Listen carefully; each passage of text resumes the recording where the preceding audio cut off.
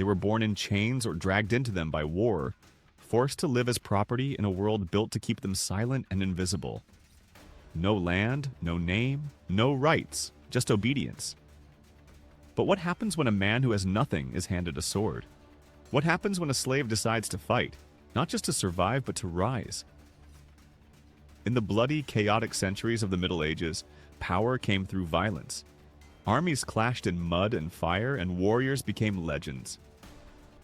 For a slave, that world seemed unreachable, a realm built for lords and nobles, not for those shackled by birth. Still, some tried to break through, tried to carve a place for themselves in blood and steel. This is the untold story of those who tried to fight their way out of bondage, and why, almost every time, the system slammed the door shut in their face. Number 1. Slaves in the medieval world. Life for a medieval slave wasn't just hard, it was deliberately dehumanizing. Unlike serfs who were poor but still technically recognized as people with ties to the land and some degree of legal status, slaves were considered nothing more than movable property. They could be bought, sold, traded, inherited, or punished without legal consequence. A slave had no official name in the eyes of the law, no rights to their own family, and no ability to testify or appeal. They couldn't own land, couldn't refuse work, and couldn't escape without risking brutal punishment or death. In many cases, they couldn't even marry unless their owner permitted it, and if children were born, they were automatically property too. Another generation locked in the same chain. Most of these slaves ended up in this position through violence. Raids across Eastern Europe, the Mediterranean coast, the British Isles, and deep into Africa brought in a steady supply of human captives. Vikings made a business out of selling people they captured during their raids. Muslim and Christian powers alike fueled the trade, often capturing civilians during border conflicts or internal wars. These individuals were then sold into cities, estates, or courts where they worked endlessly for others' gain. Some were forced to till land, others labored in mines or galleys, while many worked inside wealthy households. In rare cases, slaves served as musicians, cooks, or concubines, but regardless of their role, they were never seen as equals. The idea that a slave might one day fight as a soldier was borderline absurd in most medieval cultures. Being a soldier meant more than swinging a sword. It meant you were trusted. You were expected to protect, not rebel. Giving a weapon to a slave meant handing power to someone who had every reason to use it against the very people who oppressed them. And in a society obsessed with lineage, birthright, and loyalty to lords and kings, slaves were outside the entire structure. They didn't swear oaths. They weren't baptized warriors. They had no coat of arms, no honor to defend, at least not in the way a feudal society defined it. Even during moments of crisis, when armies were desperate for manpower, slaves were rarely the first choice. Hiring mercenaries, recruiting peasants, or arming townsfolk made more sense because at least they were recognized as members of society. Slaves were simply not trusted. The ruling class feared what might happen if even a few of them gained skill, confidence, and followers. It wasn't about merit, it was about control. And keeping slaves away from the battlefield was just another way to keep them powerless. Number 2. Mamluks and the exception to the rule. In a medieval world where slaves were typically silenced and kept far from positions of power, the Mamluks stood out as a striking exception, an anomaly that defied the rules of status, power, and social mobility. These were not ordinary soldiers, and their origin as slaves did not prevent them from shaping empires. But their story wasn't one of generosity or justice. It was a calculated system of control that accidentally created one of the most powerful military classes of the Middle Ages. The Mamluks began their journey not as men, but as boys, foreign-born, non-Muslim children, often captured or bought in the chaotic borderlands of the Islamic world. The most common sources were the Caucasus, Central Asia, and occasionally Eastern Europe. These boys were torn from their families, stripped of identity, and placed in a rigorous, closed-off environment where they were converted to Islam and reshaped into instruments of war. Unlike typical slaves, they weren't thrown into fields or kitchens. Instead, they were given armor, horses, and advanced training in everything from archery to military tactics and Islamic jurisprudence. They were raised inside a brotherhood of discipline, obedience, and military excellence, all under the watchful eye of their patrons, sultans and emirs who expected loyalty without question. What made this system so unique was the psychological foundation behind it. The idea was that a slave with no roots, no local family, no tribal allegiance, no property, would have no distractions. He would owe everything to his master and, by extension, to the state. The result was a tightly knit warrior class whose loyalty was absolute, until it wasn't. By the 13th century, this same class of trained slaves, now grown into battle-hardened commanders, turned their strength inward. In Egypt, the Mamluks overthrew the Ayyubid dynasty and seized control of the state. They weren't just taking power, they were establishing an entirely new ruling system. The Mamluk Sultanate was born from blood, ambition, and deep internal unity. It was a military state run by former slaves who knew how to lead armies because they had spent their entire lives inside one.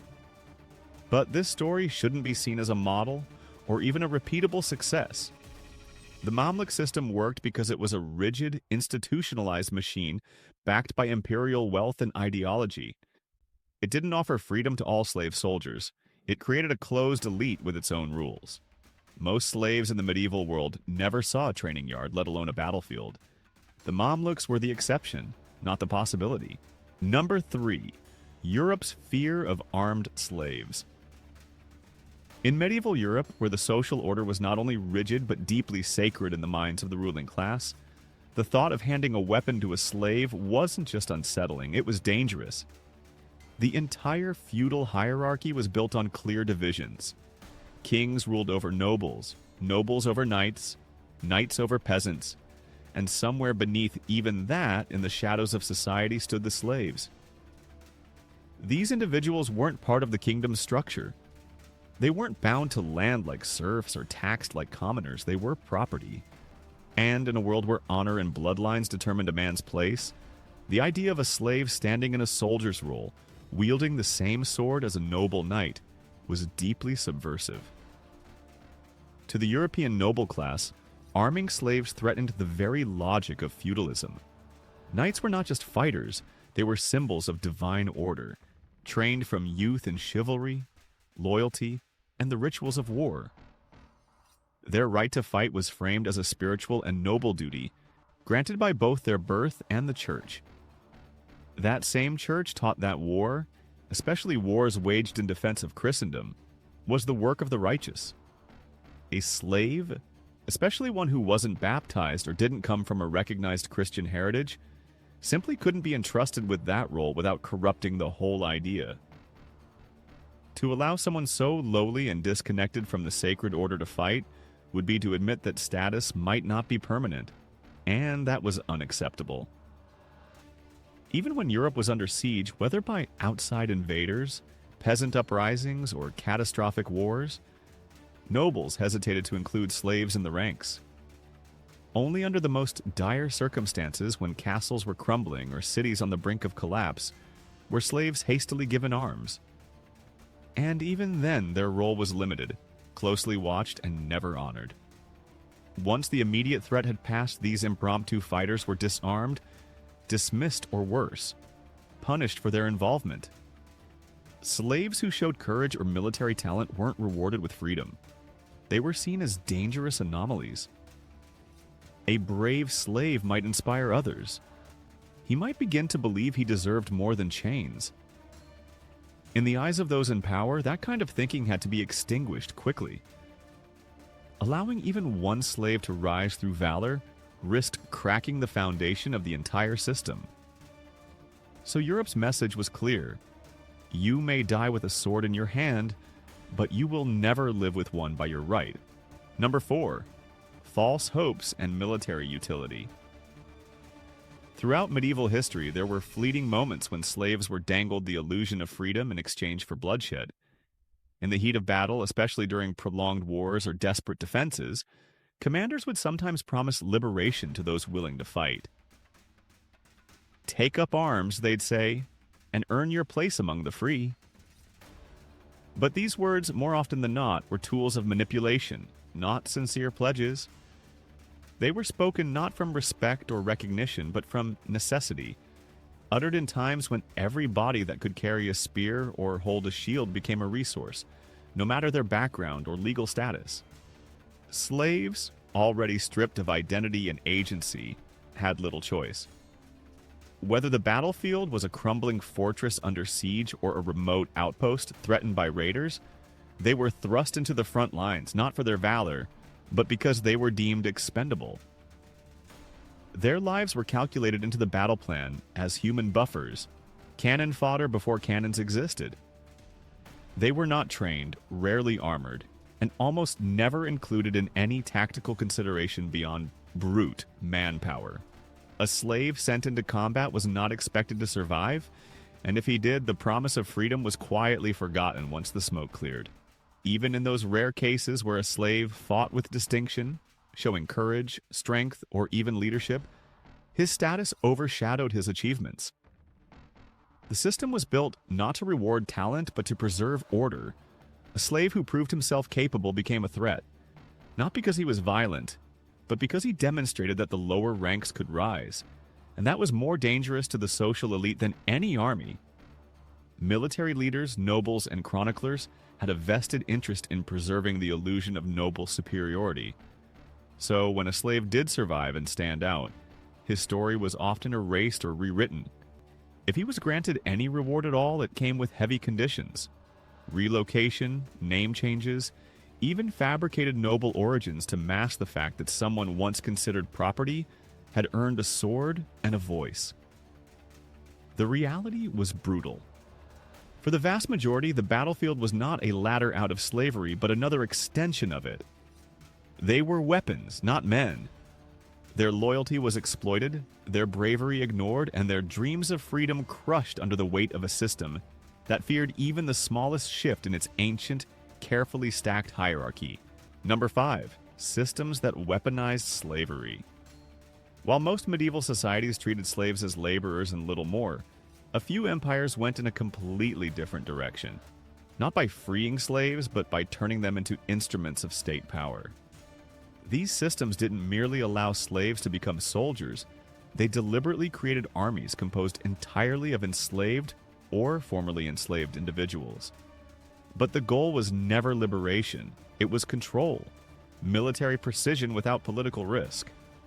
And among all these systems, none was as structured or as influential as the Ottoman Empire's Janissary Corps. The Janissaries didn't come from a tradition of battlefield promotion or voluntary enlistment. They were built through a process called devshirme, where young Christian boys, primarily from the Balkans, were taken from their families by force. These boys were selected not for their lineage or potential, but because they were young, malleable, and disconnected from the Islamic nobility. Once removed from their homes, they were converted to Islam, renamed, and raised in isolated barracks. From childhood, they were drilled in military tactics, obedience, archery, firearms, physical endurance, and Islamic doctrine. The environment was strict, closed, and intentionally cut off from any outside influence. They were not allowed to marry, own private property, or build personal networks. Everything they had came from the state. In many ways, this system was brilliantly effective. The Janissaries became one of the most feared infantry forces in the medieval world, disciplined, loyal, and professionally trained at a time when most armies were made up of poorly prepared levies. Some Janissaries climbed the ranks to hold high administrative or military positions, but even these promotions didn't translate to true independence. Their status was always conditional. Their pasts were erased, their futures predetermined. The Janissary model was built not on compassion, but on engineering, a human system designed to serve a central authority without question. By controlling every aspect of a soldier's upbringing, from their religion to their friendships, The Ottomans believed they could produce loyalty without the dangers of ambition. But over time, even this carefully crafted machine cracked. The Janissaries began to assert their own power, rebel against the Sultan, demand privileges, and eventually became corrupt and entangled in palace politics. What started as a pure tool of the state turned into an unpredictable force, proving once again that you cannot mold human beings into weapons without consequences.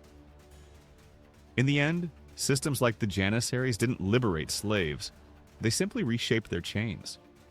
Their discipline masked captivity, their prestige concealed isolation, and their victories often served only to reinforce the structure that kept others like them from ever rising.